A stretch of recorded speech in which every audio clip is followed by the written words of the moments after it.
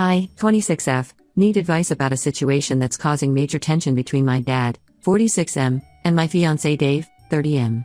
Some background is needed to understand why this is such a complicated mess. I've been with Dave for 3 years, engaged for 6 months. We met at a local coffee shop where I was studying for my CPA exam. He was performing at their open mic night, and we hit it off immediately. He was charming, funny, and seemed so passionate about his music. Looking back, maybe I was caught up in the whole musician thing. My dad never really warmed up to Dave. He's always civil, but I can tell he has reservations. Dad's always been protective of me, especially since Mom died when I was 12. She had breast cancer, and watching her decline took a toll on both of us. After she passed, Dad worked 2 jobs, his regular position at the bank and weekend shifts at a warehouse, just to keep our life stable and put me through college. He made sure I never felt the financial strain, but I knew the sacrifices he made. Dad taught me everything about financial responsibility. He helped me build my credit score for my first secured card at 18, showed me how to budget, and encouraged me to be independent. Thanks to him, I'm financially stable with an emergency fund and a great credit score. He's not perfect, but he's always had my best interests at heart. Dave's background is different. He comes from a wealthy family. His dad owns a successful construction company. Dave worked there after college but quit 5 years ago to pursue his music career. His family cut him off, saying he needed to learn responsibility. They thought he'd come crawling back, but he took a job in sales instead. He still does music part-time, playing at bars and small venues with his band. His relationship with his family is tense. They think he's irresponsible and immature, and honestly, some recent events are making me wonder if they're right. Last week, Dave totaled his car. He was rushing to what he said was an important gig, texting his bandmates while driving, and rear-ended someone at a red light. The other driver is fine, thankfully, but Dave's car is completely wrecked. Insurance won't cover it because he was texting while driving. Now he needs a car for his sales job but can't get a decent loan due to his bad credit. When he first asked me to co-sign, I was caught off guard. We were having dinner at my place, and he casually brought up that he'd been to several dealerships but couldn't get approved for a loan. He said with my credit score, we could get a good interest rate, and it would help him rebuild his credit. When I didn't immediately agree, he got quiet and distant for the rest of the evening. I called Dad for advice the next day. That's when things got complicated. Dad got really serious and said he needed to tell me some things about Dave. Apparently, Dad had done some digging when we got engaged. He works in finance and has access to credit reports. He found out Dave has defaulted on several loans, has maxed out credit cards, and this isn't his first time being reckless with money. Dad had been sitting on this information, hoping Dave would come clean himself. When I confronted Dave about his financial history, he got defensive. He accused me of spying on him and said his past mistakes shouldn't define him. He brought up how his band might get signed soon. They'd been talking to some local promoter, and he'd easily pay off the car loan then. When I expressed doubt about the band's prospects, he accused me of being unsupportive like his family. The more I paid attention, the more red flags I noticed. Dave's been staying at my place more since the accident, saying he needs to save on gas money by not driving back to his apartment. But I've seen him getting packages from expensive music stores while claiming he can't afford his half when we order takeout. When I asked about this, he said the equipment was essential for his music career and accused me of being materialistic like his family. Yesterday, things got really heated. Dave said if I don't help with the loan, he'll lose his sales job because he can't make his appointments without a car. He said if that happens, it would be my fault for not supporting him when he needed me. He even brought up how he's been there for me emotionally, referring to when I was stressed about my CPA exam, and now I won't be there for him financially. I called Dad after this conversation, and he got really worried. He said Dave is trying to manipulate me and suggested I reconsider the engagement. When I told Dave what Dad said, he got angry. He said Dad's trying to control my life and ruin our relationship because he's never accepted Dave. He brought up how Dad judged him for quitting his job at his father's company, saying Dad's just like his own family, only caring about money and status. I'm really torn. On one level, Dave's right that partners should help each other. We're getting married, so his problems are going to be my problems anyway. But Dad's warnings make so much sense. I worked really hard for my good credit score, and I'm scared of risking it. Dave's been making me feel guilty about not helping, but maybe he's just desperate? I don't want to be like his family who gave up on him, but I also don't want to make a huge financial mistake. The tension is affecting everyone. Dad's been texting me articles about financial abuse in relationships. Dave's been making passive-aggressive comments about how his family was right about me being just like them. I'm starting to dread going home because I know Dave will bring up the car loan again. Am I being unfair to Dave by hesitating? Should I trust my dad's judgment or give Dave a chance to prove himself? The engagement party is in 2 months, and I need to figure this out before then. Edit. Thanks for all the responses. A lot of you pointed out red flags I hadn't considered, especially about the music equipment purchases. I'm going to sleep on this and update when I've made a decision. Edit 2. To those asking, yes, Dave has a valid license and insurance. The accident wasn't technically his fault since the other driver stopped suddenly, but his texting while driving voided the insurance coverage. Update 1. Thanks for all the advice on my last post. You all call the red flags correctly, and things have gone from bad to worse. After reading your comments, I decided not to co-sign the loan. I told Dave my decision over dinner at my place. His reaction was worse than I expected. He stormed out, saying he needed space and would stay at his friend Dave's place. He ignored my calls and texts for 4 days. I was worried sick, checking local hospitals and even driving by Dave's house to make sure Dave's car wasn't there. We later found out he'd been staying with a different friend. When he finally came back, he seemed different. He apologized, said he understood my decision, and admitted he'd overreacted. He brought flowers and cooked dinner, saying he wanted to make things right. But something felt off. He was too nice, if that makes sense.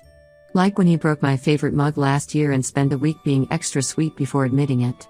Last week, everything fell apart. I was checking my credit card statement to pay the bill when I noticed some unusual charges. At first, it was small stuff, $20 at a gas station, $15 at a music store, $30 at a restaurant I'd never been to.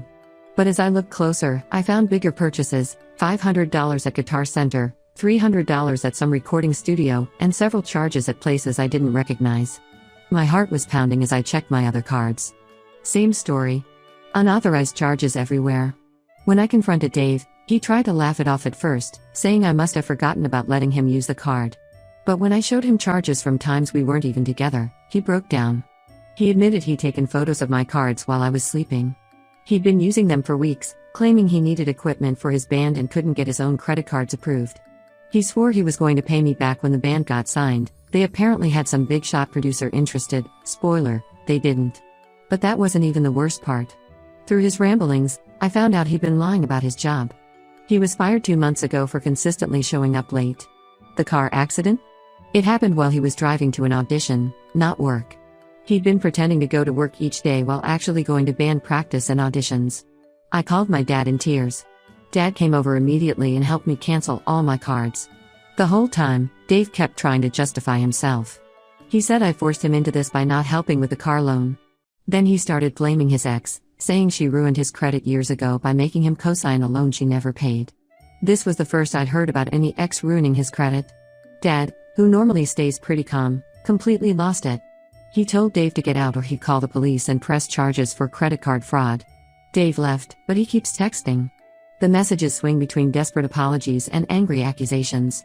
1 minute he's saying he'll do anything to make it right, the next he's saying I betrayed him by canceling the cards when his band was about to make it big.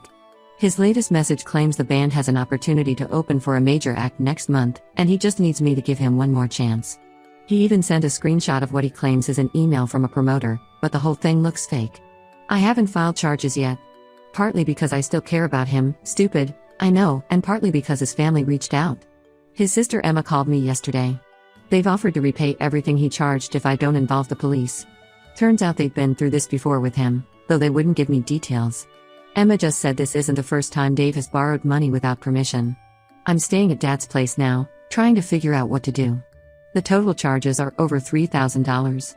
Dave's friends have been harassing me on social media, saying I'm heartless for considering legal action against my fiancé when he was just trying to follow his dreams. Some of them are musicians too, and they keep saying I don't understand how hard it is to make it in the industry. But learning this isn't his first time doing this. It makes me wonder what else he's lied about. His family's quick offer to pay me back seems suspicious too. Why would they do that if they cut him off years ago? Emma hinted there's more to the story of why they cut him off, but said it wasn't her place to tell me. Dad wants me to press charges anyway, says it's the only way Dave will learn. But would I be awful for doing that to someone I was going to marry? Someone I still love, despite everything? I canceled the engagement party. Most of the deposits were non-refundable, but Dad says it's cheaper than a divorce would have been. He's trying to make me laugh, but I can tell he's worried about me. He keeps checking my room at night like he did after Mom died. I'll update again when I decide what to do about pressing charges. Right now, I'm just trying to process how the man I thought I was going to marry turned out to be someone I never really knew at all. Edit, for those asking, yes, I have screenshots of all the credit card charges and his texts admitting to taking the card info. My credit card company is investigating the fraud. They've already reversed some of the charges. Edit 2, please stop DMing me about helping with Dave's band. I get that you're all musicians too, but I'm not interested in investing in anyone's music career right now. Update 2, everything has gotten so much worse since my last update. I thought accepting Dave's family's offer to repay the credit card charges would be the end of it. I was wrong. So wrong. After they paid me back, surprisingly quickly, I got a message from Dave's sister Emma asking to meet for coffee. She said there were things I needed to know. I almost didn't go, I was trying to move on, but something in her voice when she called made me agree. What she told me made me sick to my stomach. The real reason they cut Dave off wasn't just about him quitting the family business. 2 years before that, their grandmother noticed her jewelry was missing. We're talking about family heirlooms worth thousands, pieces that had been passed down for generations. Dave convinced everyone his cousin Tommy had stolen them to feed a gambling addiction. The family believed him because Tommy had struggled with gambling in the past. They only discovered the truth when Dave tried the same thing with their aunt 6 months later. He got caught trying to take her wedding rings while helping her move. When confronted, he claimed he was just moving them somewhere safer. But a local pawn shop owner recognized his photo and confirmed he'd sold several pieces of jewelry there. The family had kept this quiet to protect their reputation. They gave him an ultimatum: work for his dad and go to therapy, or be cut off. He chose to leave, telling everyone it was because they didn't support his music. But that's not even the worst part. Remember that ex he blamed for ruining his credit? Her name is Rachel, and I found her on Facebook. We met at a local diner, and she told me everything. Their story was eerily similar to ours. They dated for 2 years. He moved in with her, promising to contribute to bills once his band got signed. Then her credit card started showing mysterious charges. He always had excuses: the band needed equipment, he was about to get a big break, he'd pay her back soon. By the time she figured out what was happening, he'd maxed out all her cards and taken out loans in her name. She had to file for bankruptcy. She showed me messages from 3 other women with similar stories. All of them met Dave through the local music scene. He'd date them, move in, and slowly drain their finances while promising to make it big with his band. One woman lost her house because he convinced her to take out a second mortgage to invest in a guaranteed record deal. Another maxed out her student loans buying him equipment. He had a pattern: find women with good credit, love bomb them, move in, then bleed them dry. I was shaking when I left the diner. I drove straight to Dave's apartment to confront him. He was actually there for once, writing what he claimed was going to be his band's breakthrough song. When I laid out everything I'd learned, he didn't even deny it. Instead, he turned it around on me. He said I betrayed him by talking to his ex, that I was trying to ruin his life like all the others. He claimed Rachel was crazy and jealous because he dumped her. Then he threatened to tell people I'd been stealing from my dad's company, completely false, if I told anyone about what he'd done. He said no one would believe me anyway. He'd already told his friends I was unstable and jealous of his success. I blocked him everywhere: phone, email, social media. But yesterday he showed up at my workplace. He made a huge scene in the lobby, yelling about how I promised to support his dreams and how I was just like all the other women who were jealous of his talent. Security had to remove him. My coworkers were shocked. They'd met him at office parties where he'd played the role of charming, devoted fiancé perfectly. My boss called me into his office afterward. Thankfully, he was understanding and suggested I work from home for a while. He even offered to hire extra security for the building. I broke down crying in his office. All the stress and humiliation just poured out. Dave's been emailing me from new accounts, switching between apologizing and threatening to expose me. His latest claim is that a major record label is interested in his demo, and when he's famous, I'll regret not believing in him. Rachel warned me about this. Apparently, he used the same line on all of them. I've saved all his messages and sent copies to my lawyer. We're discussing legal options. Part of me still can't believe this is happening. How did I not see who he really was? Edit. Thanks for all the support. To clarify, yes, I've told my workplace about the restraining order I'm seeking. They've been incredibly supportive. Update 3: this will be my final update on the Dave situation. After the workplace incident, I got a restraining order. The judge granted it immediately after seeing the evidence: texts, emails, credit card statements, and security footage from my office building. Dave's family testified in support of the order, revealing they have one against him too. Last week, I got a call from Emma. Dave moved to Austin to live with some new girlfriend he met online. Apparently, she's a music blogger with her own recording studio. Emma tried warning her about Dave, showing her the police reports and restraining orders. The girlfriend accused us of being haters trying to hold back Dave's talent. Emma said it felt like watching a car crash in slow motion. Some revelations have come out since my last update. I ran into Dave's old bandmate Jake at the grocery store. He finally told me the truth about the band. Dave had been lying about his musical talent. He could barely play 3 chords and kept missing practices because he was networking, his word for hitting on women at bars. The band kicked him out months ago. All those big opportunities he kept talking about? Complete lies. Those expensive music purchases on my credit cards?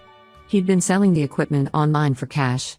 The recording studio charges were fake. He'd visit studios, claim his card was declined, then use my card over the phone later. The staff never knew they were dealing with stolen credit cards. Dad's been amazing through all this. He helped me rebuild my credit and install security cameras at my new apartment. He never once said I told you so. Instead, he's been helping me deal with the fallout. We even started a Sunday dinner tradition again, like we had after Mom died. Rachel, the ex, and I have become friends.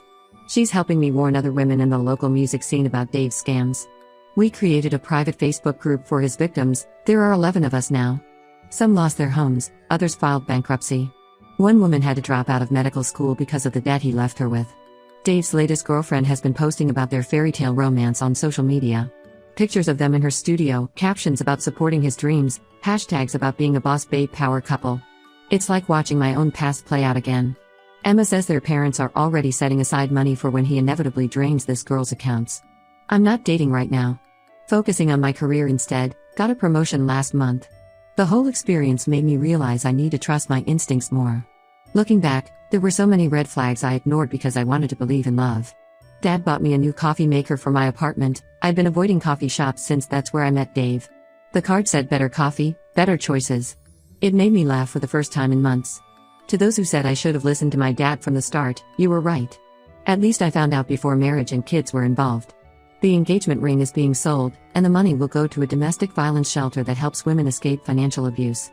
This whole experience taught me that sometimes love really does make you blind. But I'm not ashamed anymore. I'm angry, not just for myself, but for all the women Dave has hurt and will hurt. At least now there's a paper trail of restraining orders and police reports for his next victim to find. Thanks for all the support, Reddit. Your comments helped me see things clearly when I was still making excuses for him. I won't be updating again. This chapter of my life is finally over. Edit, stop asking for the name of his new girlfriend's studio. I won't help dox anyone, even if it's to warn them. Edit 2, yes, I've considered writing a book about this experience. No, I'm not going to do it. I don't want to give Dave any more space in my life.